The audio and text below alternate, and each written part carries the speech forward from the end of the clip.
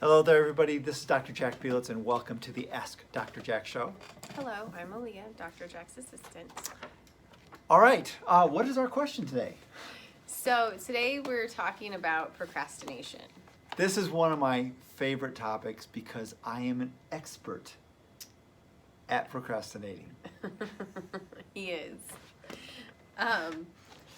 It became a really interesting topic for us because it's not quite what most people think it is. And this is all brand new. Now, here's the thing, is that I grew up thinking, because I've had a very tough time procrastinating my entire life. And I grew up with the traditional idea of procrastinating as being a time management issue. And that has been the big thing that, you know, all the gurus of self-help and stuff like that have really been pushing towards for the last 20, 30 years, or at least as long as I've been studying it. And there's some new studies out there that are showing that it might have more to do with emotions than time management, which, you know, it kind of really takes it from a completely different aspect. And here's the thing, procrastination doesn't make a lot of sense, because when you think about it, what is procrastination? It's the voluntary delay of an intended act despite knowing that it's going to harm us. So it doesn't make a lot of sense that we procrastinate. But the irrational behavior is there because when we think about doing the task, we think about how crappy we're going to feel doing it. You know, and, you know, it's going to be miserable and we have to do all this and whatever. And so a lot of times the procrastination comes from the mindset of let's avoid that intermediate step of feeling bad during that, even though ultimately we're not going to feel really good about we're not going to get the really great feeling of having accomplished the act. You know, so there's a lot of stuff that goes in here to this. And it's basically an emotional avoidance issue that's going on. So basically what's happening is, according to this new theory, your procrastination happens when your brain gets hijacked.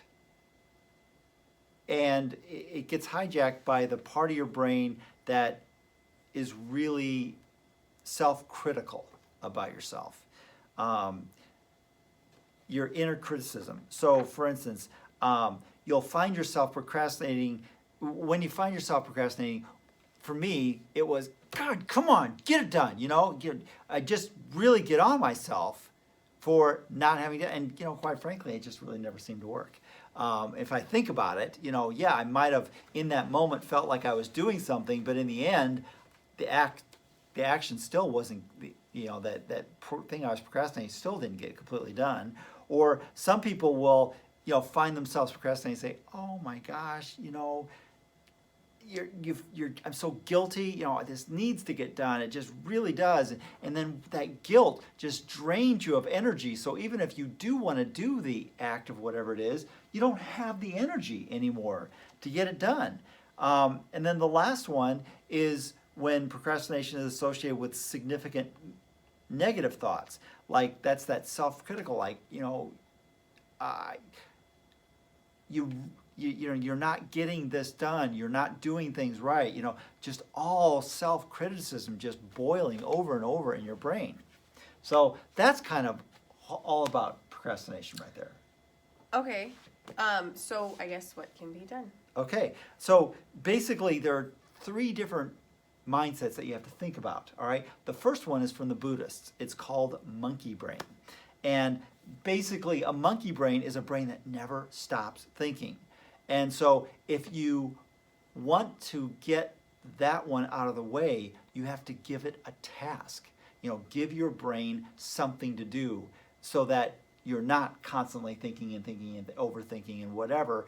You just get it done, so that kind of frees up yourself to do it. Another thing that you have to recognize, you can't push your emotions aside. if you have an aversion to getting something done, if you really don't want it, you have to acknowledge that. You have to deal with that aversion of getting that done so that your brain doesn't go on that self-avoidance thing. And the last thing that you have to realize is that when you've got this big project, it's not one big project, it's lots of little things that have to get done. And so if you look upon it that way, it's a lot easier to do the task. So when you tie all these things up, the Buddhist and the emotionals and the fact that it's action, whenever you find yourself procrastinating, the question to ask yourself is, what's next? Boil it down. One thing, just what's next? What's the next thing you have to do? Whether it's building something or getting a bunch of paperwork done or whatever, don't worry about, oh, I've got to do this project. What's next? So if you've got a couple projects that you need to get done, what's next? The first thing you want to do, break them down into little projects so you know what's next. All right? You don't have to do the whole thing, but just that's the next step, is get the project list done and then go from there. So now, if you like this, share this, like it, please. The more you do that, the more we get this out to people. That's it for everybody. Stay healthy, Omaha.